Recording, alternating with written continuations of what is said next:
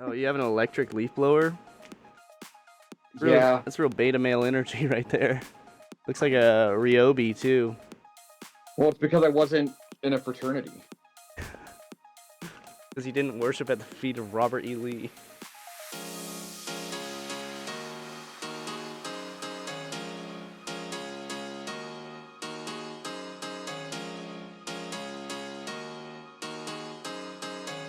And I went to the doctor and he was like, yeah, you got 100% on the ADHD test. I was like, Oh, really? well, What does that test look like? well, it was just like a checklist over the things. C is for checklist. C is for checklist. It was just a checklist over habits that you normally make throughout your daily life, and it was like either feel the need to stand up during a meeting or fall asleep, finishing people's sentences, easily forgets things. Yeah, pretty crazy. I feel like a podcast is a good exercise in refining some of those things then, right? Yeah, if we can remember to do it. Just kidding. Well, I don't think we're big like talking over each other, guys. I don't feel like we do a whole lot of that. Yeah, in my real life, I definitely do that, and I have tried to stop it, but it's just like, come on, think of the right word. Mm-hmm. What are we doing here? Think of it's not the right one. Think of the word I'm thinking of. Oh, Which is a great word because I thought of it. touche, Stanley touche. It's a thing. Oh, nice. It's a thing that I teach my students. We Uh-oh. call it story battling. But you can tell that when somebody's telling a story, that somebody else comes up with one, and then they stop listening to the first one. Like it's okay to have a complimentary story, right? Like that's one thing. But when you're doing it to be like, not you specifically, but when a student's doing it to be like, that story of yours reminds me of a more interesting one because I'm in it, so I'm going to go ahead and tell that immediately. Like because I'm the star in it, it is of more weight. Yeah, famous quote by Giles Corey. Am I right? Sure. No, not a big The Crucible fan. I taught the Crucible a couple of times, and my main knowledge of the Crucible comes from that one guy who used to make them like Mary Warren. Did you ever see those videos that he would make where he would like make influencer videos like he was the girls in the Crucible? No, And I he would be didn't see like, that. and then Tituba was like, "Let's go dance in the forest," and we were like, "What's the wave, Tituba? Like, who's out there?" It was so good. It was so good. Tomorrow is my last Friday of school. We're done on Thursday. Us too. We get done on Thursday too. Winning. Oh, so do you guys have? And you mentioned this in the video, but you don't have any like promotion things or like once you guys are done, you guys are just done, right? Apparently, I mean, this is a totally new school for me. So I don't know. I don't think I've been informed that we have any sort of like ceremony going on. Small town. Maybe they are just like, you know, time to move on to the next thing. Uh, that sounds spectacular. So Thursday's the last day of school. Our seniors were done as of today. So on Thursday, I host this thing with a colleague of mine called Night of Reflection. So all the seniors are there and they get like certain Don't awards and they wait. get their Don't all knights reflect because they're like, armor? ooh, you're on like dad joke all star. You Uh, get somebody pregnant? What's going on with you? uh, Um, so we have Night of Reflection, and they get their chords and stuff. But my colleague and I, we host it.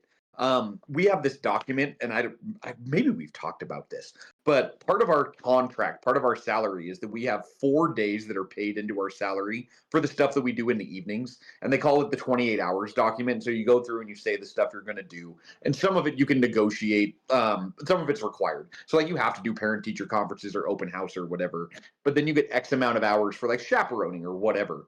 But I get all of my additional hours from hosting Night of Reflection that's because a people lot. don't want to be in front of a microphone, Oh, and I have never met and a microphone I did not like. that is you.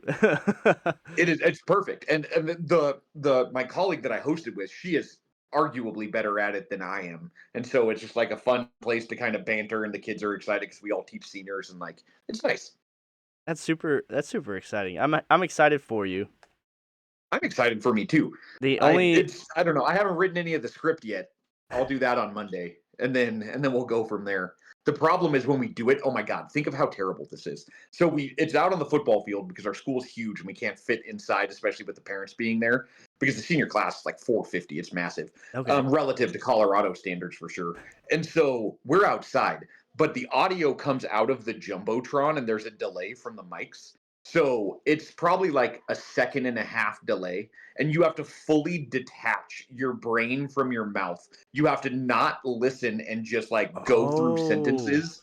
It is the most confusing, disorienting. It's so rough. And there's yeah. always somebody that gets nominated to be the speaker. So they have, as a teacher, and they have to come up and like speak to these kids, which is already nerve wracking, right? But like you hear yourself. It's brutal, brutal. There's like I think that was like a trend on TikTok a few years ago where like people would try to listen to their voice like on delay. Um, Oh, not in Spanish. But like sure. it was delayed Look in at their you. headphones. You have a pregnancy announcement. You I have to. literally don't. I am very not much not doing that right now. I broke up. On Well, delay was really funny. That was really funny, Mike. I I like that one a lot. I wouldn't say broke up. Some people tried to set me up with some other people, and I was like, I literally texted them, uh, I don't really feel energy right now, so LOL, sorry. And they're like, no, it's cool. One day we're gonna have like an actual relationship episode, so like you can just talk and I'll just listen because I have nothing to contribute at all. Just not one thing. You and your My wife and dang I, high our school anniversary is sweethearts. tomorrow. Our anniversary is tomorrow. We have been married 19 years. I got Ooh. married the day before my birthday. Um, yeah, we've been married 19 years. We've been dating since we like got driver's licenses. I I have no complimentary stories to any of those things at all. I'll keep us fresh and informed on what's going on in the world of dating. Oh my god, that there's definitely a market for that. All right, speaking of markets. Oh wait, Yes. how are we doing? Like it's been a couple weeks since we last recorded. We talked about talking to girls, ironically. Uh and we As said that we important. would do a part 2, and there is going to be a part 2, and it's with a really important person, one I'm like really excited that we got to connect with. We'll just like save it for a surprise. But there is going to be a part 2 where we actually talk to girls about what it's like going through education and posting on TikTok. But aside from that, it's been like 2 weeks because we are fried. I'm fried. For I want to talk about that guest for a second. For what and I love the idea of a teaser. I've never had anything to tease. Whoa. This is one of the coolest experiences of this entire thing was because we've talked about the idea of bringing other people on, right? Like two white guys with mics, it's only so much, and so bringing somebody else in is so thrilling. And now it's somebody whose content that I didn't engage with before, and now that I know who this is and I've seen it because I'm not exactly on that corner of TikTok, it's spectacular. So that's going to be cool, and that'll be our 2 from now, right?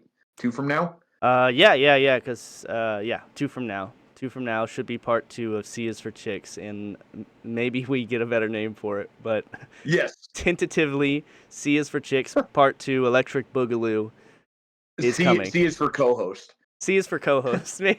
We're taking an egalitarian approach to this whole thing Yes, right now. 100%. We magically turned into third I'm wave so thrilled about feminists. that. Um, okay, so the question was, how am I doing? I I'm everything is going great at school. This is a time of year that I said it's going great. Now I'm going to say a not great thing. It's a time of year I always have a tough time with at the high school level because we're at the end of a school year. Stress levels are super high. And you start to receive these communications about students that are really concerned about their grades. And I'm not saying they shouldn't be concerned. And I'm never going to be one of those guys that's like, well, look at the entirety of like now you care. It's not even about that. It's more that it sort of diminishes the experience of the other like 5 months of this semester, which is our grading period. And it turns into this like animosity and this sort of like anger where essentially the role that I'm being asked to take is like, hey, tell me, like students saying, tell me why I don't have an A. Like, Hmm. why not? You almost want me to insult you or something, and I don't want to do that, and I don't want to like pull up receipts. I don't want to do those things, and so that part of the school year is, I don't know. It's just always, it happens every time. It's unavoidable, and I don't even give grades. They grade themselves, but that part's tough. That makes the next week less fun. Hmm. They grade themselves. How am I getting a C right now? Well, I don't know who else to blame in this moment besides yourself. And it's Well, like, and that part, so like we give assignments and then we put it on a rubric, and then based on that rubric, it does kind of give a ceiling to the grade you can assert. So like if our final paper is truly a product of all of the skills that we've been working on, then I can say that like if you got a 5, or it's only on a 6-point rubric, you got a 5 out of 6, you can assert any grade you want to. Okay. If you got a 3 out of 4, you can assert, or a 3 or a 4, you can assert up to a 90.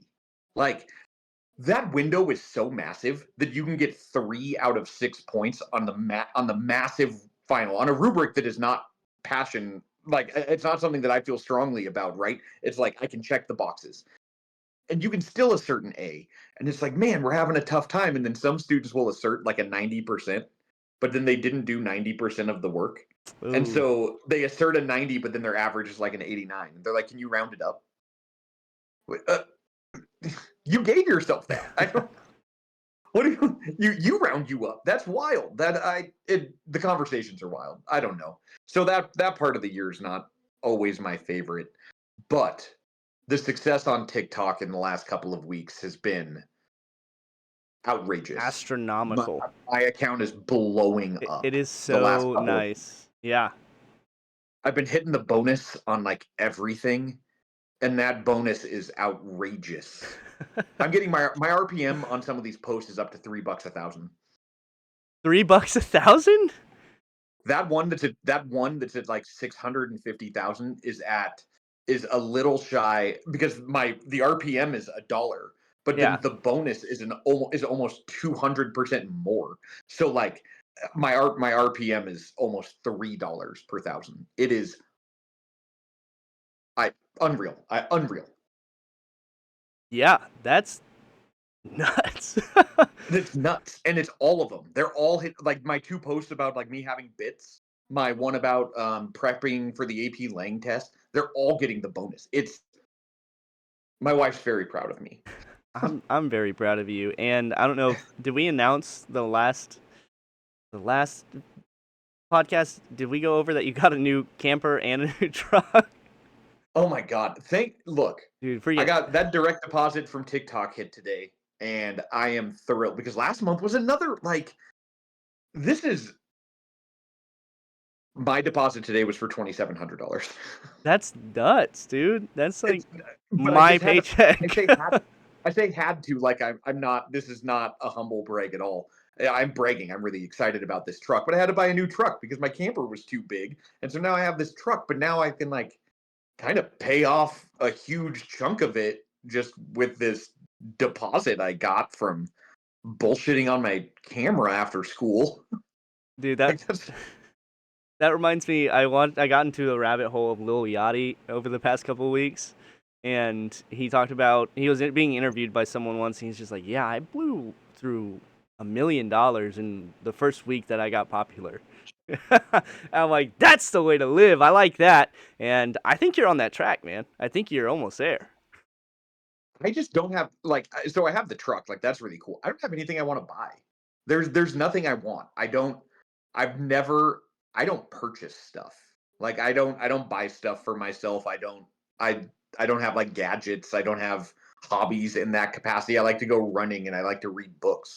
Like those are pretty cheap. You get a Rolex.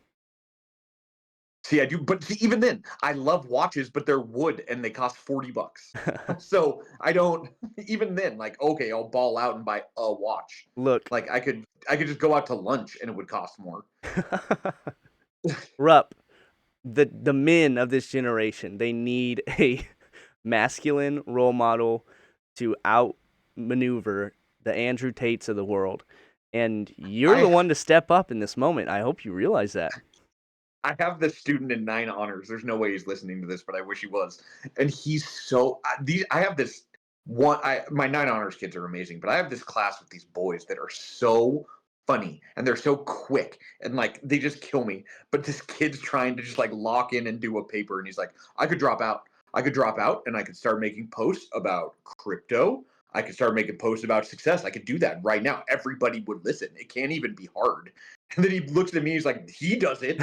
I'm like, I don't know. Wait, I am not pushing crypto even and yet. like and that's the thing. And then you step back and it's like, okay, so you do what I do.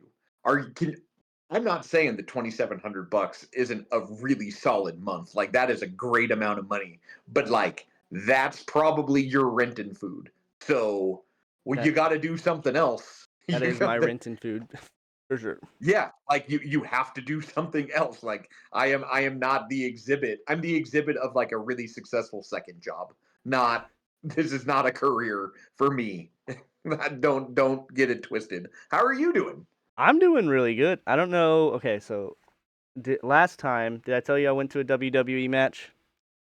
You told me you were going. I think it was going to be Okay, right after we had spoken. it was super cool. I got to see John Cena. Well, like I didn't see him because, you know, Understood. yeah. It was super fun. Got to hang out in Fort Worth. Right? Then I played in a softball game. I've never played You're baseball. you're third spacing hard. I'm spacing so hard right now. We're up to 3 guys working out with each other in this guy's gym. I'm like wasting my gym membership, my actual one, and it's like it feels good. It feels good to be in this moment in time. I love that. My bowling league started back up, and that just felt like I was back because I had to miss the first week, and that's the week they elect president, and I was really concerned because I was so sick. That's why we didn't do this last week, so I couldn't go bowling on night one, which was like a heartbreaker. But I still got elected president. Don't worry. Wednesday night beer league, Jake Rupp. You're making all the executive decisions over there. Well, so I'm purely a figurehead, right? Like there's somebody who's the secretary and they deal with all the money and all the payouts and all the sanctions and they do everything. And so normally it's always been a buddy of mine, but she's not doing it. So now there's this new guy and he texts me about stuff and I'm like, I don't think you fully understand how this works. So I'm there if like sometimes somebody has to talk on the mic in front of the bowling alley. Like I do it because I like to say that I do it. But like you actually do everything because you get paid for that. Like that's the like It's he like gets fees for the paid to do league. that. Yeah.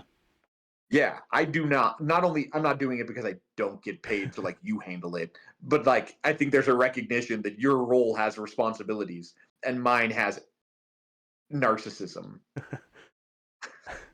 Oh, and yes, maybe. But also you have a certain charisma that brings people back, and I think that's important too. It's got its role. Well, even then, I've talked with the people at bowling because they know I have a TikTok, and they're like, you could post about the lanes, and I'm like, that's not how TikTok works. This is not a local following. Like, I could post about it, but unless you have a product you can ship, like, all I can do is like talk about you, and a lot of people will see it, but that doesn't do anything. Like that's not anything that like I think really benefits a local business like that, where you have to go to it. I mean, you never know. You never know what catches on in TikTok and what people resonate with. I think Yeah. you could just well, I'd save that for a summer post. That's what's been on my mind Okay. recently. And I'm thinking about like there's a lot of good superhero movies coming out, and just like Mhm. I'm thinking about like I'm writing like little mini scripts or outlines to be like, oh, I could talk about this, and that, Oh. because I could try and like navigate through a niche that's fairly easy, that's very opinionated. It's easy to get people Mhm. talking about it, and it's easy to relate back to like what I do during like normal hours or not, if I don't want to. So, yeah, I think my Yes. mind's on the summer, and it's like not enough people talk about what teacher creators do during the summer, um, besides like My work a second job. that I'm telling you, my summer numbers are so low Dude, on the internet. Like I go because I'm uninteresting in like a lot of space. Like I wake up and I go running and I listen to a different album every day. I go running. So I would make a post about that. And I think of the 90 I ran to, maybe 4 monetized. Like, they were, and even then when I say monetized, they weren't big. I'm saying I probably made less than $100 from those posts in sum over 3 months. Like, I luckily had a couple of hits of, like, me being at a pool, couldn't see me shirtless, but, like, me being at a pool and, like, that was cool, but otherwise, yeah, I gotta figure something out. Yeah. Part of me has gone through my mind like, "Oh, what can I do? What can I do?" And I was like, "Maybe I could do, like, a road trip, and while I do my masters and just, like, be at a new location every day or something, and just, like, really ham it up for the travel vlog TikTok niche." But that Oh. also seems exhausting, and I'd be like, "Wouldn't it be more fun just to do my work?" I look, today C is for college, and C is for college is inspired by Mikey going back and getting his master's, right? Yeah. When did you start this program? I Or started when do you? I started May 29th. Okay. I don't know. It's like officially that's when the registration hits, sign up for classes, and I think I get my first assignments or whatever. Okay. Yeah. What is that program and where are you getting it through? Oh, we're going to Lamar University and Okay. in Beaumont, Texas, but it's online. Which I've got Okay. some fucking beef. Okay, like I'm not throwing around that Let's F start word. let's start angry. Okay. It's for educational administration, but it's online, and Yeah. like I finally got my bill for it, like my first term, and I'm reading it and I'm going over it, and I'm like, what the hell am I paying an athletics fee for? Yep. I'm Yep. online, and I like message someone, and they're like, yeah, it's just to keep the athletics programs going. I'm like, I don't care about that. Don't sign me up. But if I'm obligated to do that, am I allowed to use your facilities? It is an Right. Are hour you? away. I'm Oh. going to. Yeah. One of these days I'll just go down there and be That's the like, travel blog, is to try and or try and like use the money you're spending. yeah, exactly, exactly. We're all about spending the money that we spend. No, using the money we spend. I don't know. Yes, educational administration at Lamar University, and we have our first classes, which are like foundations in principal leadership, and like the other one's like evaluations or something. It's very fun stuff. Was administration always your intention when you got into education? No, no, no. I always just wanted to go to freaking China or Japan or somewhere in South America and teach English and just like drop off Yeah. the grid. Um, but then marriage kind of threw me off of that, and I wanted to settle down and have a life. And then living back with my parents, and now I've kind of got this opportunity.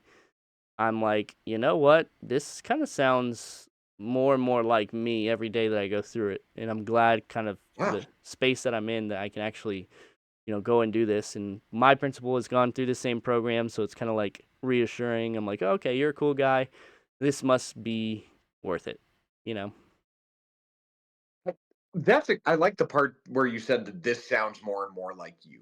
Like, I wonder how many people see the next step from being a teacher just being administration. Whereas to me, that is a completely different job.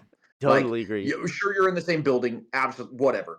But like, classroom teaching and school administration are not the same job at all. hmm So, so what's the draw there then? Like, what when you say you see yourself in it, what does that mean? I just suck at teaching, and I want to not waste my degree. Uh, Do you believe that? no, Oh, I'm joshing. Uh, I think I have the capacity to like foster community and in an environment where people want to grow.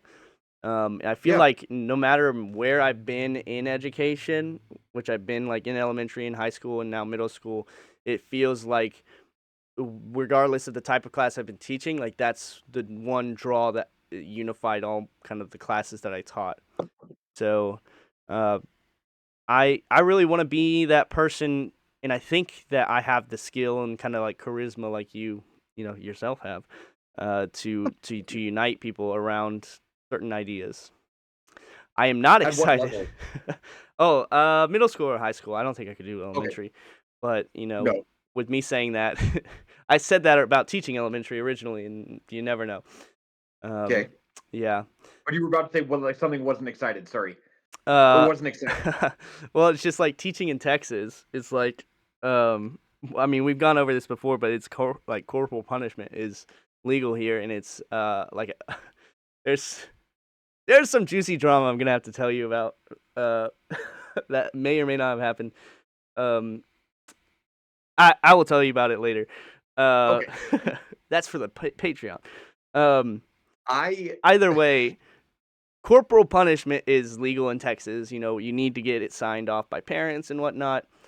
And uh, I am just gonna be upfront and honest with every school that I go to, and be like, I'm not hitting kids.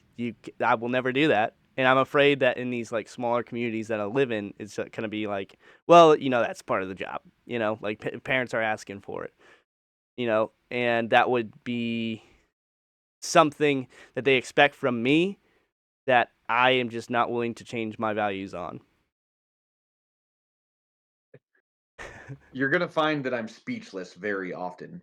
But every time we have this corporal punishment discussion, I fully fucking like don't believe you. And I know I because it's unbelievable, not because I think you're lying. That is insane to me that in 2025 that is a thing that is like going on actively occurring, and the people are participating in it, and that's a thing where like that you have to state that like it. I mean, it's the same. I feel like it's the same thing as having like a nut allergy, so you have to sit at another table. Like, nope, I'm not gonna hit them. So I guess I'll be over at the not hitting them table. That's unbelievable. Oh my God. Yeah. You're And gonna love Colorado. You'll love it. You'll love it here. wait, that what was the tense you just used for that verb? You're gonna love it when you move. Oh yeah, okay. I would When you move, actually. you're gonna love it. One of my best friends lives right outside Denver, so I would not Yeah, personally mind. And I love snowboarding, so you he's know probably what? in my bowling league. He's probably not. Uh, I'll ask him. I'm, I'm just Um, saying that's unreal to me. But maybe again, you get in there, and in the spaces that we can control and have impact in, maybe that's a change that you can make, and that in and of itself feels valuable. Among all the other things about building community, and like those are that too, of course. But like maybe there's also this thing where again, we're not just like I, I can't. I can't. either way, I am excited really excited. You know, just dying to get into those discussion boards for my classes, jumping into Yeah. the replies and being like, you know what? I really like how you stated in this point. Blah blah blah blah blah. Well, you don't even really have to do that. You could just Chat GPT it, right? Oh my god.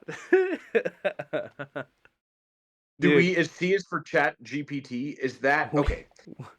If we're talking about college and we're considering the role that it plays, the amount of posts that I have seen on TikTok that are dealing with the idea of people sort of proudly stating like I Chat GPT'd everything.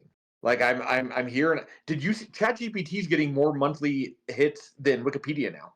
And so man. you have Chat GPT, and like the use of it as a substitute for original thought for degrees that are arguably optional. And we're going to talk about the values of college and the degrees and all of that, but at its core it's education. And so your the amount of people that seem really comfortable and proud like they got away with something is blowing my mind, that is being said out loud in that sort of confident way. Right. Not the people are doing it, but the people are taking pride in it. Yeah. Like I remember I remember the days I even tell my kids about this. Mhm. There were cool ways to cheat in school, It and used to be like hard. it used to be like something that required critical thinking. It's like we had scantrons, right? And some dude was just like, okay, if I put on lip gloss on these scantrons, it's gonna error the Yeah. machine and like make it all correct. Some dude had to come up with that somehow. Or like I tell my kids, you know why they don't allow you to have water bottles on your desks during testing, right? And they're Uh like, huh. oh, because we're gonna spill it on the computer, and I'm like, no, it's because people would write like notes on the inside of the labels, and I couldn't see it, but you could, you know. And they're like, whoa, I that's like remember a good student I idea. I remember student teaching in 2006, and a kid missed a test, and he had to come into the class. I'm 21 at this point, and he had to come into the class to retake this test. And he sat. It's only us in this room, and he's sitting there, and he keeps looking at his hand, and then looking at me, and then writing stuff down. Like, writing stuff on your hand was a move. It was a move that people were doing. Or like, I remember being in high school. I might have done this. I remember it being a thing though. But like putting answers on like your buddy's back, like in front of you. And then like you could Oh, then like and then like you put the hood up and then like you put it back. Like that sort of thing. That was a real thing. The Chat GPT thing stresses me out because stresses me out. you're truly avoiding learning. Like, you are avoiding learning. You're not doing it from a lack of preparation. You are outwardly like approaching it from a I'm not gonna learn standpoint. Right, right. It's like actively dismissing that that part of this whole thing that we do. And for college, Yeah. it's like this whole thing that you pay for. Like you don't I mean, some people, yeah, sure, you just pay to get one of those back there in order to get to the job that you need. But like what what is going on? Why are we paying so much money to just search for answers? I That's firmly believe that I don't I did not learn in my undergrad, I did not learn how to teach. Right? I learned how to teach as a teacher, and that was that you're in that room. It's day one. I still remember it, and the bell rings, and your door closes, and they're just looking at you, and it's so fucking on. And like that, I remember that feeling. I remember that moment. And so in that, like that is where my on the job learning is going to begin. Is I got to figure out how to make this thing work in a way that's truly organic and is truly mine. And so we're talking about teaching exclusively, but I think it might be a little bit broader. mhm. But like I also had to know the English side of it. I had to know the things that I was teaching them. And sure, does that mean that if I'm teaching ninth grade, I just need to have a mastery of ninth grade education? Like, okay, but you still have to know it enough to be able to answer questions on the fly, and you have to know enough to be able to like apply it and bring examples in and be able to teach a kid who has inquiry how to do something. And I had to learn that stuff that I got from my education. And I could not have done that if I Chat GPT'd everything and then my pure focus was just making sure that they didn't know it was Chat GPT. Mhm. You And can't do that in front of people. And yeah, so think of any other job in finance or in any in any other space where like you need the actual education that you say that you have and you don't have it. You have falsified it. it's Are we going to end up having rehab for AI people who don't have the capacity to by default think for themselves?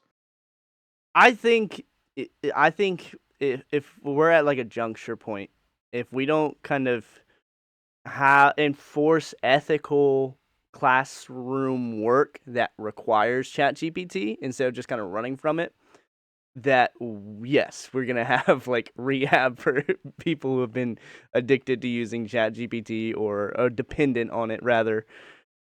Like for example, this last so we're wrapping up the school year and my kids are doing a final project and I said, okay, for this final project, there is an option to use ChatGPT. Whoa, like you're actually letting us use it? And I'm like, yeah, yeah, but you have to use it right. So we read Hatchet, and I Yeah. I want Oh, it's them. my daughter's favorite book. It's so good, Oh, it's and good. and they have to make a movie poster about Hatchet that includes like 5 details from the text, like events from the Mhm. text. And I'm like, you can use AI for this. You know, you can use it to generate that image, but you have to know how to insert the prompt there and make it a valuable prompt. You can't just say generate an image of Hatchet because like what's that going to do? Right. And like, we do it together and it's like, "Oh, like is that going to give me the answer that I'm looking for?" And they're like, "Oh, no." And we have this process of discovery of like narrowing things down and getting more detailed and like actually pulling from the text where it's like a valuable process. And Mhm. I feel like if we can foster that as teachers, not to get on like a soapbox, and like really not run from it, but find ways to embrace it, we can, save some of these potential dependent heads.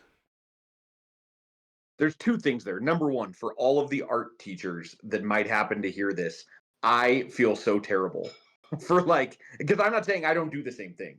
Like, I'm apologizing for being a part of that element of the problem because I am in a space where, like, the artistic integrity of my students is not a skill that I am teaching.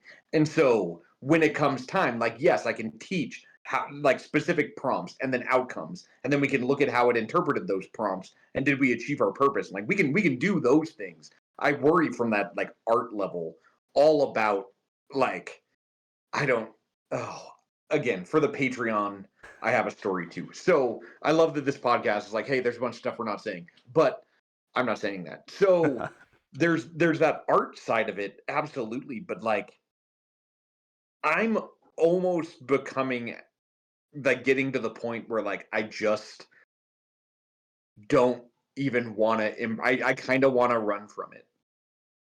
Like, I'm having I'm trying to justify. I'm trying to say it has merit. I'm trying to say Chat GPT has merit because it is so common and popular. Damn it. Oh, I was doing so good. I'm trying to say it has merit because it's so common and popular, but I don't believe that. I don't believe that. I think my class was better in a pre-AI time for the skill Really? set that I am teaching, and I don't see the benefit of it in the courses and in the skills that I am teaching. I'm Hmm. not seeing it. I'm not seeing it. I don't want to embrace it. I I don't want to teach how to use it. I want to teach you how not to use it. hmm. I I get that. I Because I don't, and I want to be, I don't, we can say that we're going to teach it how to do prompts and look at the output. Like, we can say that we're doing those things. But in reality, the reason that so many people are using Chat GPT is because it's easy as fuck to use.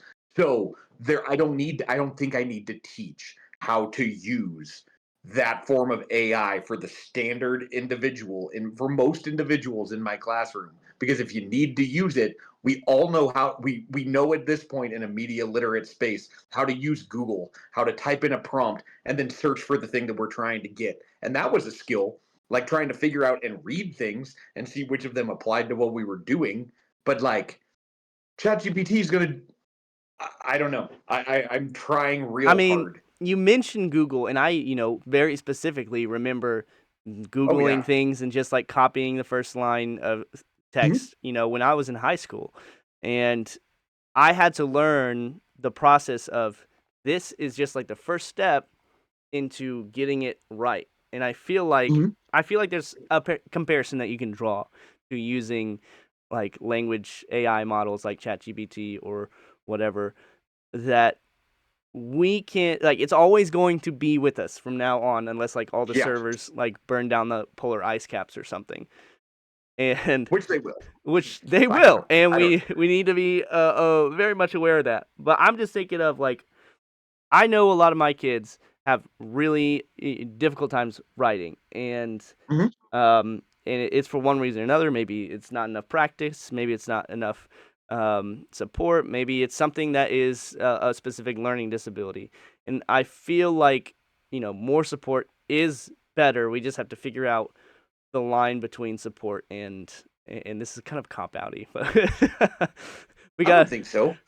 we got to figure out that I think line, it's and new. it's yeah. It's a technology that's emerged. You're right. It's absolutely here. But I think unlike the emergence of a search engine, right, where like I can use this search engine to access information that is available and then bring it in as a way to synthesize to reach conclusions versus a thing that I say, hey, synthesize this and then it does it. Like that's different. It's performing the skill for me, whereas Googling was giving me the access to the thing that then I could perform the skill with. Google wasn't going to write the paper. That became plagiarism. If I stole somebody who'd already done it, that's different than this thing that'll just do it. I don't know. I see so many posts of people that are so excited about AI, and I'm like, man, I I'm not. You're really just embracing, I don't know, teaching how to maybe avoid performing certain skills. Yeah, I think Hank Green said something about like AI is cool, but it's also like an herbivorous snake or whatever. Like it's a snake eating itself. It's Mm-hmm. like we access it to gain knowledge, and then that knowledge ends up becoming the thing that we input, and it's just like there is no development. We kind of get trapped in this cycle of like this like ontological cycle of like what is or epistemological, I don't know, whatever philosophical term of like, what is real and true, and how do we determine, how do we gauge those things, which as a rhetor like yourself is very important. Yeah, yeah. Like you need to know how to do these things because what I Because you might end up you can't input everything that you're seeing into Chat GPT so it can tell you, so it can point to these. You can't put your conversation into Chat GPT and then be like, hold on a second, I need to see if you're full of shit. I, that's outrageous. And my favorite post that I've seen about all of it was from I don't know if I don't know if she's like a big like creator or if she was just being funny, but it was her making fun of people that are using Wait, ChatGPT I think for I have it. everything. Wait, pause. I'm gonna screen share. I think hold on. All right, where Because is this? it's saying everything I want. Because it's like you got away with using ChatGPT, like way to go. You're bragging that, like, you know what, thinking was too tough. Thinking was like too tough. Her, yes, love her. I need you to Talk to her. load, lady. Oh, Oh why my don't god, they talk. have ChatGPT do it for them? Can you turn her up? I don't know Little if I baby can't even can. think a real thought. They just have to have ChatGPT think all their thoughts for them. Poor baby. Little baby can't even Little baby do can't any even work work on on their their own. own This because is your attitude. little This is baby's this is your voice is too summary. small. It's it. Oh, little And I've been baby. thinking it, and again, Little baby so has to explain look at what I did everything there. I was because on an they don't want algorithm to based think platform. I with had a the pre-existing brain feeling God that gave I them. wasn't Oh, seeking little confirmation for, baby. but it's something based on my own lived experience. I can now see her talking like a small child, being so condescending about it. But I hate when people talk like that. I hate when they're condescending. I hate when videos are just long and drag out. Like every element of that I hate. And it's one of my favorite videos I've ever seen. Right? Because the idea of that, like, you you're you're bragging about not doing stuff that is challenging, and education means that you don't know it and you have to learn it, and that is inherently hard. So learning is too hard for me to even try it. That's the problem. So we can talk about all the students that can benefit from it based on conditions or learning disabilities or whatever they might be. Sure. That's not the conversation I'm having. It's avoidance, and you deserve to be mocked Yikes. by her. By her. Imagine the same thing if you were mocking someone for using a calculator during the 1920s or whenever you were raised. That that's one of my favorites. Is like, again, I went to school in the 90s. You're not always going to have a calculator in your pocket. Well, I do, Shit, but they got it wrong. yeah, no, I do. I fully have a calculator in my pocket all of the time, but I still have to know how to use it. Like, I don't, you like, I have to, if I don't use it right, it's going to give me the wrong answers because I'm going to input things wrong. And like ChatGPT, it's so smart. It's so accurate so often. It's doing such complex tasks so quickly. And I think there's like a little bit of like serotonin, like a little bit of dopamine that goes into it where like you watch it write it all These out, are and you're my like, answers. Yes. oh my god, I don't know, and the Perfect. interface makes it feel like you're hacking information. It's something about it. There's such a draw to it in that sense, but I'm having a real tough time. And so when we then look at it in a collegiate space, like this is higher level training for higher level jobs. Like, man, did you see the post where the lady caught the doctor Chat GPTing her symptoms? Their symptoms? No. What on Yeah. earth? And yeah, like typed in like the medical report, and she's like filming it, and she can see it over his shoulder. He doesn't know she can see it. Nah, that's fake. That's fake. I don't believe that. Okay. I don't believe Okay. that. I can't There justify it because I don't know that video, but I've seen, especially AI videos. Okay, especially AI videos. They do this thing where they bait. I think I saw one last night. I think it's called like Mindspace or something. Mindspace AI, and they bait that specific thing. Is they'll like show someone being, like in, what's the word? Like incapable of their job, and like they're using Chat GPT, they're using an AI, they're using a bot or something, and they get caught. I know it's a real thing, and it's like a hidden sponsored ad. And it's like rage bait, Mhm. you know. Yeah. So that's my evidence. I'm not just making a truth claim without some evidence here, Jake.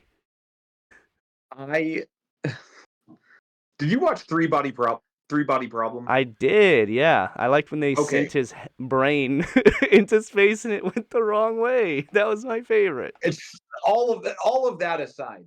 It's that moment where they're talking about like it's kind of, if you haven't watched it then tune out, but like it's that moment where the alien is talking. It's that big reveal where it's like, how quickly did you get from this era to this era, from industrial to technology, from technology to, or whatever, however they define them. And so look at how quickly you're going, and now look at where we're at so far along, right? The thing that I take from that though is not like the alien side of it. It's like this is moving really quick, and we might not necessarily be ready in this moment for this thing that is taking away a lot of academic and intellectual challenges. It's removing that. And then you can then take it as your own and then give it out to people and be like, no, this is mine. This is my work. With Linda McMahon at the hand of the Department of Education calling this A1, I don't think anything can go wrong, okay? I stitched that video, and I think I might even still have it in the drafts. And I was so disappointed that I didn't even post it because it doesn't need me. It's It's, it's just um it's art. It's art. I think Mhm. she's a performance artist, honestly. You sent that article of that lady or that person who's trying to sue their college or get their tuition back for their professor using their Chat GPT to set curriculum or whatever it and was. I didn't and the actually accounts in it are read it. so funny because it's like the thing that is part of like the materials when this guy goes to say it, there's all these reports that are like it's really unclear. Like it doesn't seem like this guy really knows the thing that's also in the materials that he created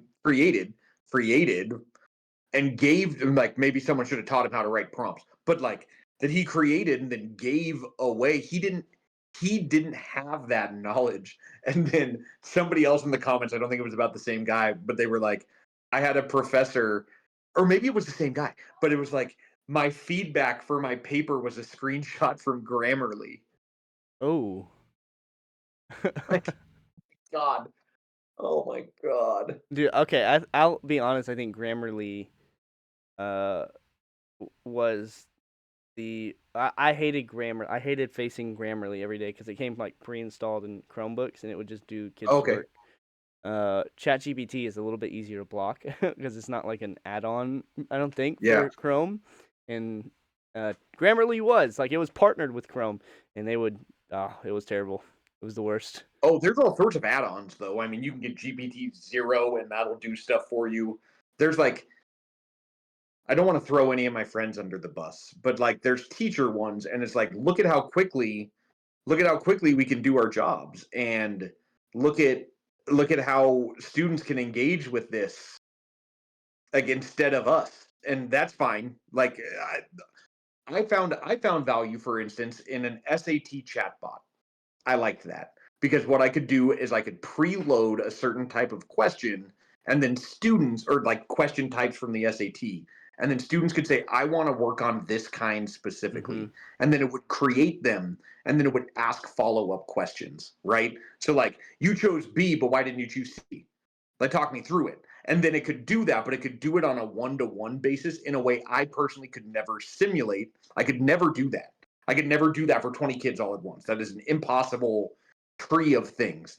So in that space for a standardized test, it was a great place to practice. And that was nice because it was creating, it wasn't then, you couldn't then ask it, okay, give me the answer. you know, like, it was giving you questions and then you had to answer them. That was great because it wasn't doing the work, and it was doing work I could never do. It wasn't something I was intellectually hiding from. It is not possible for me to do that. Yeah. That feels different. Yeah, it feels like we're at the center point between like making nuclear bombs or making nuclear power plants. And it's like, can we please do the good one? Maybe I don't know. Again, when you have like major politicians using it to create like financial plans or to like crunch numbers, that's an issue. That and that is why in education, I don't know that is it my responsibility to teach things that students are going to encounter? Yes. Is that thing so easy to use that I know for a fact that they can do it while I teach more complex things instead? Yep, I believe that. Whose job do you think it should be to ethically teach kids? If that's what we're gonna do, I guess it would be like technology teachers. Like if we're talking elementary, middle school, high school, like they're gonna have to completely rechange. Like I don't think we technically have a technology teacher. We might. It's more of like a business management teacher. But like, I think it's gonna be gotta be centered curriculum. Like it's gotta be. I think who knows? Maybe state tested. You know, why not?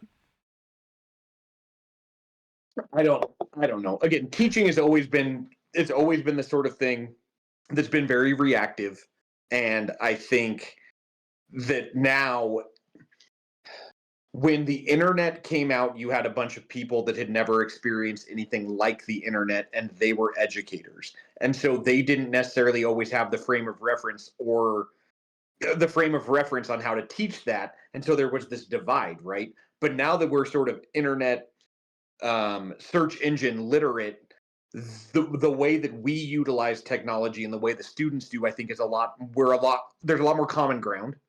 And so we're closer to them and we can teach those things. And that's why I feel confident being like, so then I want to teach you not to.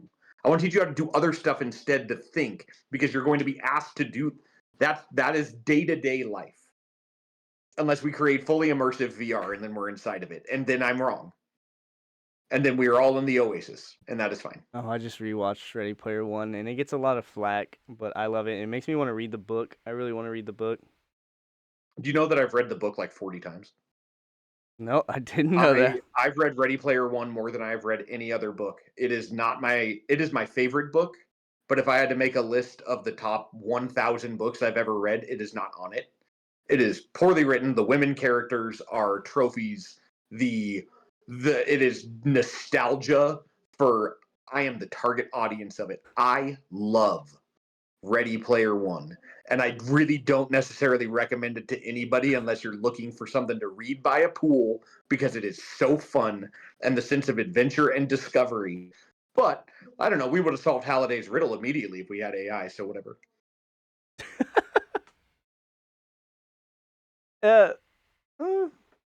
Maybe. Yeah. Also, you need to read the book, because the beginning of Ready Player One as a movie is so goddamn stupid that no one ever thought to drive backwards. Like, The beginning of the book is so much more believable. I believe the beginning of the book and why it took so long for somebody to figure it out. Because do you even know like the major differences No, I at all? don't. Like, That's why I really want to read it. Like, I just hear okay, it's so much and I better. want you to. Yeah. And I want you to. So I don't have Chat GPT up, but I'm pretty sure I'm right. So at the beginning of Ready Player One, Wade Watts, he goes to school and there's been this riddle and nobody's been able to solve it for years and like so long that it's no longer cool to even try to figure it out. And so like he's like really hanging on to it and he's this like 80s scholar. And then they don't even know what they're looking for. But then he finally cracks it while he's sitting in class and like listening to a teacher who's teaching Latin. And he realizes that the first gate, this is like chapter 5, but he realizes the very first thing that everyone's looking for that they can't find is on the planet that has all of the schools. Because Halliday wanted a kid to be able to like find it and have the Oh. adventure he had when he was a kid. So it's this Dungeons and Dragons campaign that's super obscure. And once Wade knows what to look for, he's able to search the planet and find it. And then he can go to it, and that's why he's able to discover it. And it is so exciting. It is so exciting. That book is exciting every time I read it. I love it. I can't get enough of it. I will see if it's at my library. Oh my god. I have a bootleg. I can send you I have like 4 copies in my classroom. Don't read Ready Player 2, but Ready Player 1, man, so good. It's like, don't read Dune 7. But Don't read anything after Ender's Game. So, I don't know.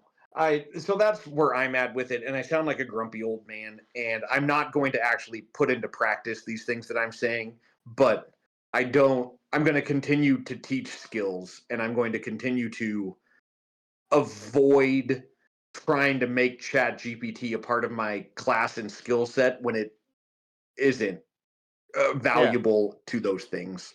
Yeah, I think that's fair. I think that's more than fair. I think it's just also a necessary thing that we start implementing regularly and we build standards around as Sure. educators. Let's start there. Yeah. Yeah. What's interesting, normally you build standards to teach skills, and I feel like standards for Chat GPT would be regulatory and like prohibitive. Mm. And that would be the thing that we would be doing with Chat GPT would be like teaching situations where it's not right. I think And you can then frame it in like a more positive way. hopefully Oh, I'll leave that to the one way to people that find make out. money to do that. You know who would do a really good job probably doing that? Chat GPT. All right. Why would we? That's hard. That sounds hard. I wonder if there's a way that something else could do that because that sounds tough. I They don't. probably do it fast. Yeah, and I don't want to do it, but I gotta do it for Oh my yeah, job. who wants to do that? Yeah, no, it can sort out morality. It always says really nice things to me. It Have you it seen glazes me up, people dude. on the Chat GPT subreddit the people on the Chat GPT subreddit who taught it how to like just remove all emotions from things and just give straight answers? And it so like normally when you ask it a question in case it's accidentally Like, hype you up, it'll be like, great idea, great question. Here's what we. what a poignant, vivid question that is so thought and then like is so lofty. And they have this command where you can like strip all of that away and then it won't do it anymore. And so it just like gives you super base, like curt answers, like not even to be rude, just like because it's a robot. And they're posting screenshots, and one guy just put in there like, I don't feel like living anymore. And all Chat GPT said was noted. Like it's so brutal. It kind of just reminds you what you're dealing with when you like remove the lipstick and like the flowery stuff from it. And it's just like, okay. Okay, this is a text to speech, fancy Siri. This is a abrupt segue, but I want to talk about it. So in C is for college. What was then your maybe it's not abrupt. What was your undergrad experience like? Did you find yourself enjoying it, or were you there for the experience of college? Like, what did that look like for you? Why did you even go to begin with? Yeah. So I don't know if I told you this, but I went in for ministry. So like Oh yes, you did. Yeah, so I got a degree in education and Bible. which I like wear proudly. And I really wanted to make a video because recently I think there's some people in the Texas House that like talk about, mandatory posting of the 10 Commandments. I don't want to get like political about it, but it's like also something I'm really passionate about. It's like it brings up a great discussion about there are scholars that even like talk about the 10 Commandments and what are they actually, and like how are they important and like actually implemented. And it all boils down to like, oh, this is just dog whistling or like virtue Mhm. signaling to a party. So it's kind of like, it's kind of like a boring thing. I'd rather just like talk about it with my friends. But so I got those two things, and like because I was going for ministry, like it was a very small school, it was a private school, like 1,000 kids, and my college experience was fantastic because I was like in such a bubble of people who were exactly like me and like were motivated to make the world a better place. Like there were no, I'm not, there were like 10 kids that were there to party, and they just didn't have fun. It's just like Yeah. we had curfew and we had like I almost said segregated dorms. That's not right. We Woo. had non-co-ed dorms, right? Yep. Um, Same and sex dorms. same-sex dorms. That's the word. I knew it started with an Jesus S, but it Christ. wasn't segregated. um, um, and we like everyone was there for like almost the same purposes. Like we might have Yeah. had different philosophical beliefs of things, and like, but everyone found value in the process of learning, especially as it regarded like religion and studying the Bible. So like we didn't mind curfew being at 10 o'clock because like we saw that as a means of like gathering back together, kind of debriefing and like being with each other and talking about like what we've been learning in class. Like small groups were incredible. Like it was a fantastic experience, robbed of any sort of debauchery and hedonism. We've never, so if you're listening to this, you need to know that Mikey and I are not like pre-existing friends prior to the creation of this podcast. So when we talk about these things, for the most part, these are things we're telling each other for the first time. Because my college experience could not have been more of the everything you said. Think of the opposite, and that was Jake Rupp at Arizona State University from 2002 to Go Devils. 2006. Go Devils. It was nothing like that at all. It was not like that at all. And that is, yours sounds like such a utopic educational experience in the educational place. Like you're there to learn with like-minded people, and like-minded not only religiously, but that's not even what I'm talking about, but like you're there for the sake of learning. That is amazing. That is not Tempe, Arizona. Well, it's That was yeah. not it. ASU, it was the ASU at the time, at least, and we can fact check this on Chat GPT, but ASU at the time was the second largest university in the United States. I The think only one bigger is the Ohio State University. ASU has like 60 or 70,000 enrolled students. It's just a monstrosity, and I loved everything about that. But the only reason I went to college, and again, people, I don't talk about this a whole lot. I grew up very, very broke. Like, and so when I talk about money, that's why I sound so excited about it. But uh, I grew up broke, way broke. And the government paid for almost all of my college in grants. And so I was essentially able to choose these places, and I was going to end up paying like 10% after the fact. So I only applied to places that had palm trees in the pictures because I grew up in Seattle and it was always raining and I had never been on an airplane before. And so I wanted to go someplace that was going to be warm because I hadn't experienced that. I did not go for academics. I didn't know what I wanted to do, but I knew it wasn't going to cost me anything. So mine wasn't like I'm going to party or like I'm going to learn. I was going to not be in Seattle. And that was like the goal. And then I figured I'd just figure it out. 17-year-old, like we'll sort it out. I started as a business major because that was the broadest. I had no interest in that. And I made that a semester. But my wife, we weren't married then, but she wanted to be a teacher. And she was taking this cool, like, educational psychology class. and I was like looking at her textbook while I was waiting for her to do something. But it was essentially like I'm reading it, and all I could take from it, and this is before I even like had an understanding of rhetoric and how it worked.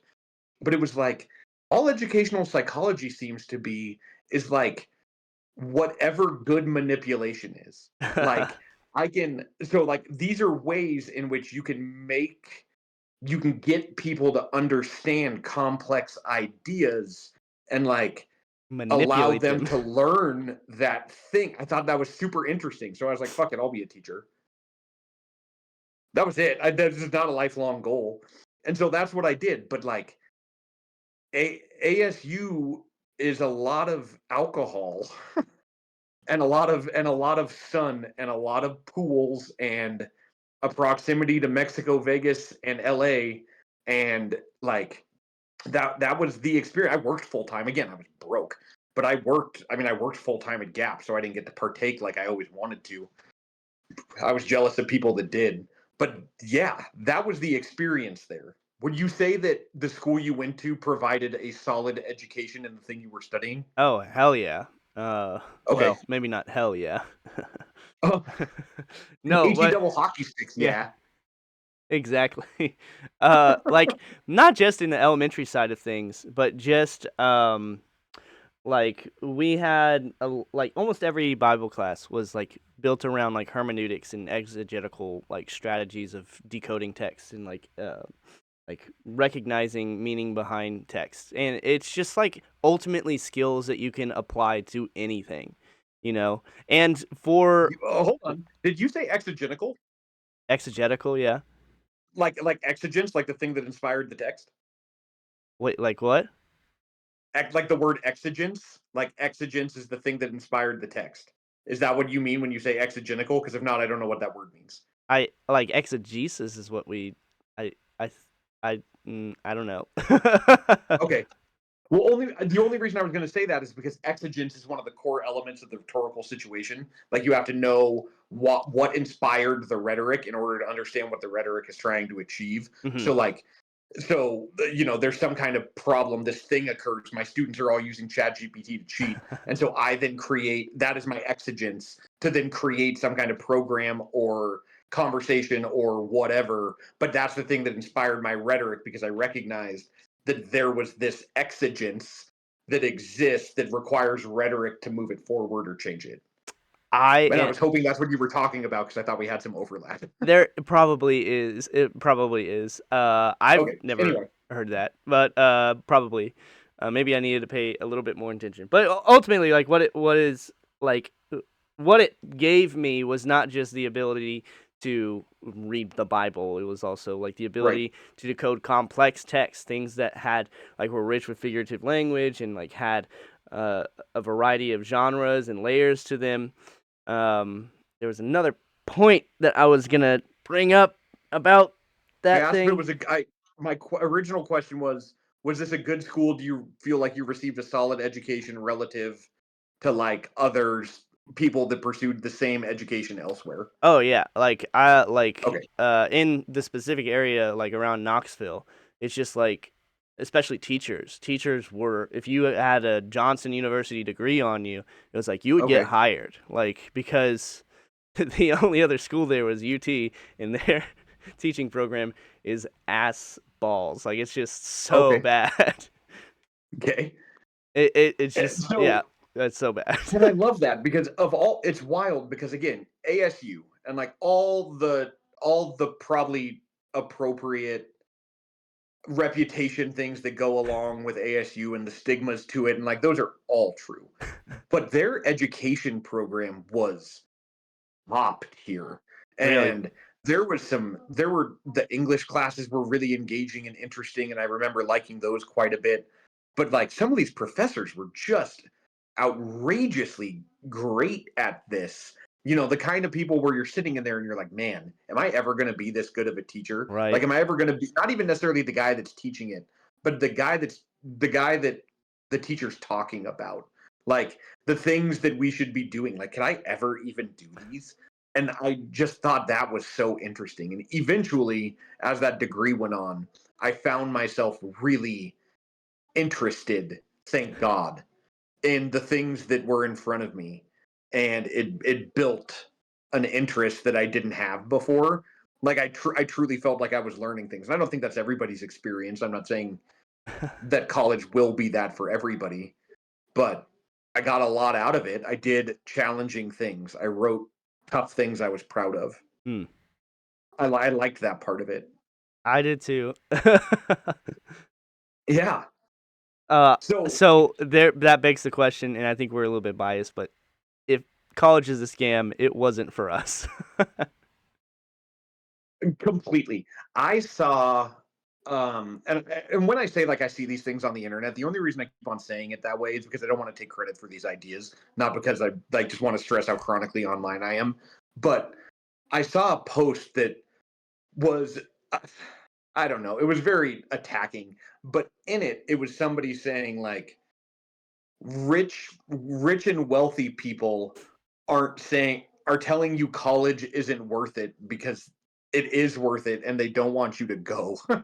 like that's the form of gatekeeping. Is like if we participate in this anti-intellectual movement, that might not necessarily mean we ourselves are not anti-intellectual. Like we are, and we're smart enough to know that we can get you to not do it, and then there's less competition up at the top. And I was like, shit. I don't. That might be a broader conspiracy that I'm buying into, but I think the spirit of it isn't totally something I want to dismiss either. I don't know. You said rich people are going to college, and my mind immediately went to like frats, and I think frats are a Mhm. scam. So when I was in the dorms, and I'm fine talking about these people because I don't know where they are, and they weren't particularly kind to me, and I don't know that I was kind to them. I don't know that we have the fondest memories of one another. But when I was in the dorms, I was I was with people that had money. No fault to them, but they were people with money. And so we were in the dorms, and then my roommate and a couple of the other guys in there, they decided they were going to rush fraternities, and so I went with them, and we went to like the thing where they try to get you to like rush in their fraternity. And I remember being there, being like, "This is so Weird. weird." And I'm not, and I didn't go into it thinking I was excited to. I didn't know anybody in Arizona. My wife and I went. My girlfriend and I at the time, right? We went and we wanted to meet new people, and this felt like a great way. I went into it excited. I was really excited, and then you're just there, and it's like they're selling high school back to you. I Mm. remember one of the guys saying specifically, like, you know how like when you would go through in high school and like people would say your name and like they'd say hi to you, like you can turn ASU into that by joining up with this fraternity. And I remember the guys I was with being like, yeah. And me being like, I don't I don't that's not a draw. I didn't like that. And that seems like, based on how shallow and kind of dumb I was and insecure, that seems like a thing I would have latched onto. And I don't know why that set off alarms with me. I'm giving myself a lot of credit, but I can't explain it. Being like, I'm not doing this. So my roommate, all these guys in the dorms did it. And the things just felt illegal that were being done to them. Like they always had to wear white shirts with the pin, and if they didn't wear their pin all the time while they were rushing, then that was some kind of problem. My roommate would get a phone call, and he'd have to go to the house, and then they'd like give him this fast food order, and he had to go buy them all food. I remember this distinctly. He came back with the food, handed it to him. They shot him with a hose and then made him go back, but he couldn't change the clothes, and he had to sleep in his wet clothes. And you always had to wear the white shirt and jeans, like real Slim Shady fucking, with the pin. And it was like, this is horrible. That what does this do? What are they doing? I hated it, and I don't think I dislike fraternities as an idea. The one limited experience I saw those guys go through was like, this is horrible.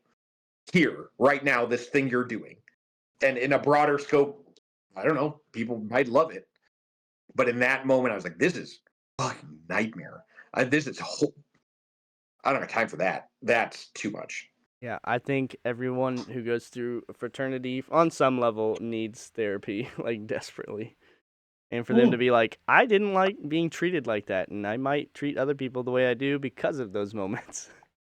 My buddy, here's what I'll tell you. Like my buddy's son, He graduated a few years ago from university, and he was in a fraternity, and it felt like the small, almost like startup fraternity, but like his seemed really fun. Yeah. And we would go to the football games at this university, and like you'd meet some of the guys he was in the fraternity with. They were super nice, and like they seemed like a really good time to be around, and not in like an Eddie Haskell like trying to put one over on you, like, oh, the adults are gone, let's like whatever be awful again. But like, I mean, speaking to it, a good number of his like buddies that were in the fraternity were gay guys, and it was like that in and of itself is speaking to something that was definitely not happening at ASU. So, okay, I Yeah. accept this perspective, and frankly, I prefer it and like to hope that that was the majority. And maybe those things have developed, but I don't know. I guess I do have one exception. My dad would always talk about his fraternity at Sam Houston University in Texas. Ooh, And it was a situation where he and his friend got accepted into a fraternity, but the other one was kind of like not very cool. He was a big nerd, and he didn't get okay, accepted in. So they all like left it and started their own, and nice. they were like Kappa Epsilon Gamma or something, Okay, and they called eggs. themselves they called themselves keggers, and they became like Yeah. he romanticizes it as like this big like Revenge of the Nerds thing.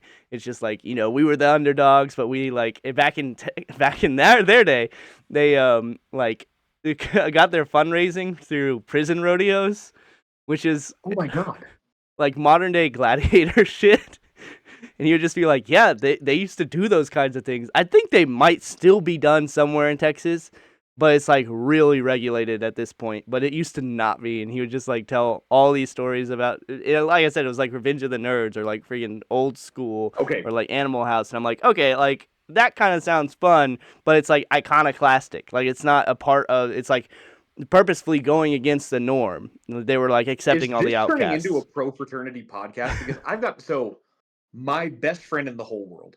He is 57 years old. And so when he went to college, he was the founding member of the fraternity on his campus. So they had started it. He was a founding member. He was the first, and he's, again, my best friend in the world. And so he went back to that town because it's like a popular town in there. I just don't want to blow my buddy up. But he went back to that town, and he was sitting at a bar with his wife, and he gave them his card to like start a tab. And this would have been when he was in his 40s. Okay. Like late 40s. This wasn't that long ago. We lived out here. And the guy looks at the card and sees his name and says, wait, like, let's pretend it's me. He goes, wait, you're Jake Rupp? And my buddy's like, yeah, I'm Jake Rupp. And he goes, like, Jake Rupp, the founding member of whatever this fraternity is, knew it from the name because part of their rush is that they have to memorize the names of all the founding members. And so this bartender was in it. And he goes, oh my God, I gotta call the boys. And within like 30 minutes, this bar was full of every fraternity member that was current there just to get my buddy house drunk and just celebrate him. And he just went to like grab a beer with his wife one night and ended up out all night long because these guys were like, yes, thank you. Thank you for doing this thing that we love so much. And they went and they recognized him by name purely. That's crazy. And he was, and like, you kind of got to know the guy, but like for him to tell this story and be excited about something is just not the kind of guy that he necessarily is. And he was like, it was awesome. Yeah. Yeah. Like, man, that's cool. That's cool. Yeah, that's like classic, like, 80s, 90s Hollywood movie college thing. Yeah. But then, Like, man, that doesn't happen to anybody. They knew you by name. yeah, And he's like the most unassuming guy. It's just the coolest. I loved that. yeah, So but I'm into that. I'm definitely not going to be pro frat. And, like, it's Okay. because there are so many frats here that are just so embedded in, like, Reconstruction, revisionist, Yeah, that's fair. like, Yeah. Southern Confederacy stuff here, in Texas, in Louisiana. And it's just like, our founding member was Robert E. Lee, and he wasn't that bad, I guess. I'm like, Oh, okay. oh, holy shit. Yeah. What? So now we're like, yeah, horrible person apologists. Yeah. For sure. All I can wonder, and so maybe I'm flexing right now. Maybe I'm not. I don't know. Take off your shirt and we'll find out. I teach dual enrollment classes. So like technically I am a professor for the University of Colorado, but I've also taught courses through the University of Colorado, like not at a high school. So I've really, it's truly been like a University of Colorado class. And while that wasn't like a traditional situation, like it wasn't like I was on campus or anything, I hated teaching college. I despised it. It was one of any sort of idea I had, like, because we talked about this earlier. Like some people see the movement upward being going from teaching to administration, and others see it as going from teaching high school, or like even think of like you're a middle school teacher and it's like the next step up is high school. Like no, it's a different job. I don't think that's necessarily it. But then like they see it as college. I despised it. I did not enjoy 1 second of it. And I don't know. I wonder, because you had mentioned like professor TikTok maybe a little bit, or like what that I haven't seen that. You don't. That's not I don't occupy that at all. And I don't talk about my experience as much because they're so narrow, and I just didn't enjoy it. There are like two. I don't know why I Okay, said it show like me that. what you have to show me. I want to see it. I think the only two college. Well, I think I have 3 college professors that I follow, and 2 of them are my friends. Okay. The first one that doesn't follow me back Oh. is Matthew C. Pittman, and he does the Okay.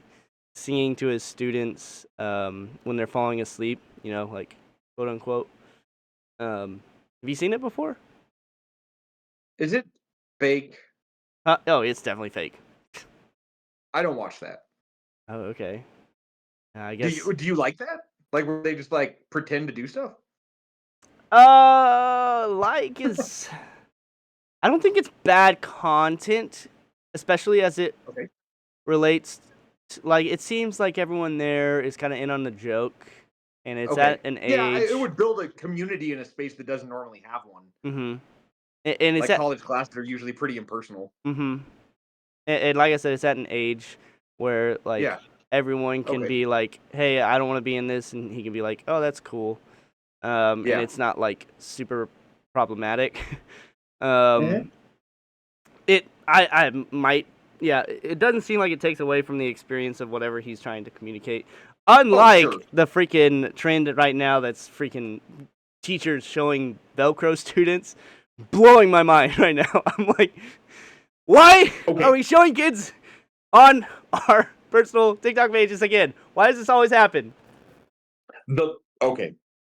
I don't know. I didn't start this episode like feisty or anything because I'm not particularly worked up about anything. But maybe we're just like hitting hot button, like things that are just like kind of pressing my buttons. The Velcro student thing, obviously, the problem is just film so close, like just filming them so close. This is like that in and of itself is the issue. But like, why are they for every kid you have exponentially more that are not part of your inner circle. You are creating in-group, out-group. You are doing that. Those kids are closer to you than those kids that aren't. That is horrible. You are isolated. We can talk like, oh, my Velcro students, which really, if let's be 100% honest about it, you are showing that because you are showing the kids like you. You are making sure that people know that your students like you. It is fully self-serving. You can pretend like, oh man, I just hate it that they just won't get away from me. Like you're full of shit. Everybody sees through that, hopefully. But like, No, they the don't. bigger No, they problem- don't, Rupp. That's why it gets thousands of views. I think you're seriously overestimating the power of media literacy. It is horrifying. There's so many kids not there. There's so many, and again, it's a moment in time. That doesn't mean that that teacher doesn't just immediately stand up and go to talk to those kids. Maybe they do. I can't say they don't.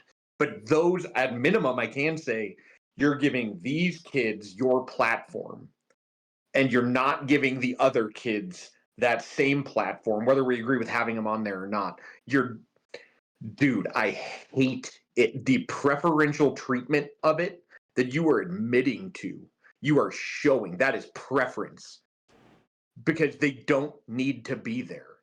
And and I'm with you. Okay, so maybe I'm backtracking a little bit because I did see one of them and I saw the comments that were like, "Oh yeah, you just can't keep them away. That's how you build relationships." Nope. Nope. That is a way to build relationships with a couple of them and not the rest. And now you have this thing that's going on there that everybody is seeing because those kids are sharing it, and like, I don't love that. That I feels weird to me. mm-hmm. Uh, It it feels like you're outcasting kids that are already definitionally outcast by not being next to you. yep, that's exactly what it's doing. Sometimes I try to soften things by saying I feel like, when what I'm saying is You you are are doing that. outcasting kids. You are doing that. In this situation, that is what I'm saying. You are doing that. It is not great. That is not rapport. That is exclusionary. You are getting a 1 on student culture on your your review, your evaluations. We are your principals, and you're getting a 1. I don't You can build relationships other ways with more of them. And this is not a soapbox thing. I'm not saying that I have super close relationships with all of my students. I'm not saying that I talk to every single kid every day. I am not saying that. I would like to be able to say that. I am not saying that. I don't do that. But I'm not saving seats for them in Rupp Arena right up front with the VIP and then the P. like he's very important. The Uh, VIP and then the P. The OPs. like that's crazy to me. I don't like that. I don't like that. So big L to like regular teacher TikTok.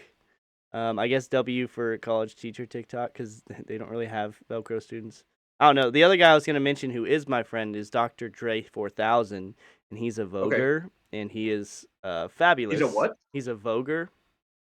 Okay. So, Oh, like okay. voguing. Gotcha. Yeah, I'm with And it. I didn't. I thought there was an L in there, and I oh, like, no. what the hell is a vocler? Vogue. Gotcha. Okay. And Right. he Right. is like a professor of chemistry, and he's just so good at his job. He does, I guess, I don't know if I'd call them Velcro students, but he has like this clique of like kids that are not kids, college students and like master's program people who like Yeah. also get in on the dances and stuff. And I'm just like, oh, that is good. That I like that. I like that a lot. I like that too.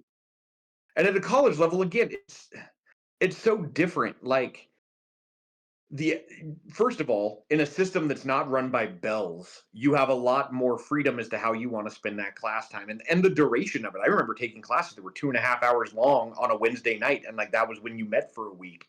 There's downtime, and you're not going to go the entire time. And in the space of social media, like that sort of thing, again, in a college space, and maybe I'm misunderstanding, but like in a college space, you don't need to build that sort of community within the courses that you're teaching. Like that part of it is not nearly as imperative as it is in other levels because those students are choosing to be there at a college level. So like I need to build community because not all of my kids want to be there. Hmm. It's like that needs to happen in a high school without them sitting next to me on their phones. Like Uh, that's crazy. but now you have to tell me who is your favorite teacher that you're following? You Stop. You don't mean that. I'll take it though. Um, Kevin Liesel. Kevin I don't. Liza. I don't know if that's how you say his last name, and I want to give him attention, and I kind of want to tell him we've talked about this. So Lisle.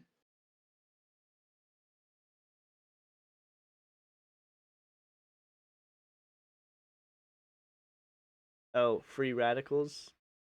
Maybe bigger guy with a beard. Yeah, Okay. So how many followers does he have now? 15.2K. Okay, this guy. He. I don't. I've been real transparent about this. I don't have a whole lot of interest in teacher TikTok at all. I don't really watch them. A lot of times they kind of frustrate me. I don't like the general tone of it. I don't enjoy it a whole lot. But this guy he makes videos that I really resonate with, but he had one that blew up. And the reason that it got me is he was like, we don't talk about the kindness of students enough. And I was like, fucking finally.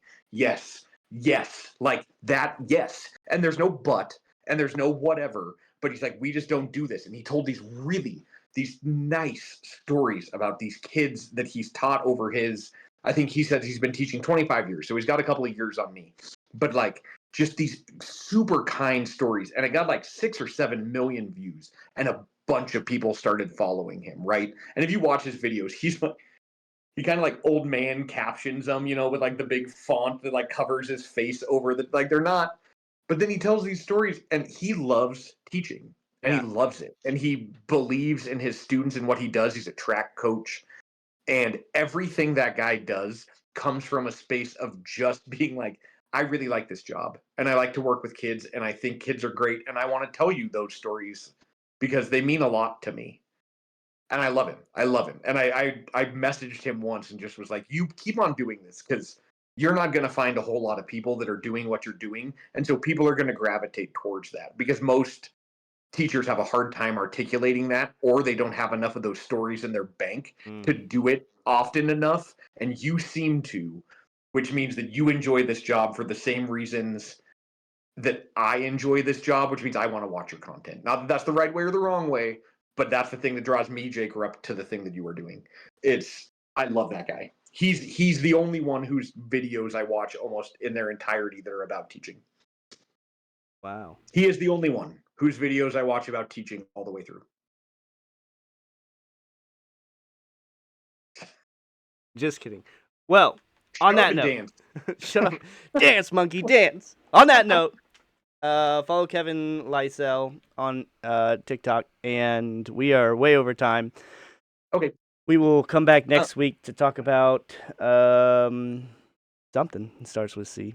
Did we cover? We came up. We with can talk something. about cholesterol. I have high cholesterol. I have high cholesterol too. Do you take a torvastatin? A what? I don't take any medicine. Oh, I had to. It's genetic. My cholesterol, mine's like 290. It's like way super high.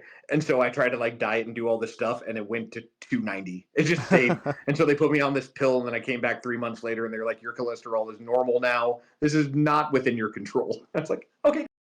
Well, thank you. Thank you for saving my life, doctor. I will look into that. Yeah. Okay. I All like right. this one. I sound grumpy on this one, Mikey. That's okay. That's gonna get clicks. But my nice stuff's getting clicks right now. They need to know the dark Rupp. Unleash him. Technology. I don't. Yeah. All right. One thing. I'm excited to rewatch. One thing I need us to do is make a face for the thumbnail on YouTube. I need to get this out of my face. Ooh, I need to take off my headphones. So just, I don't know, maybe, just like a face, maybe you, something. A little bit further away.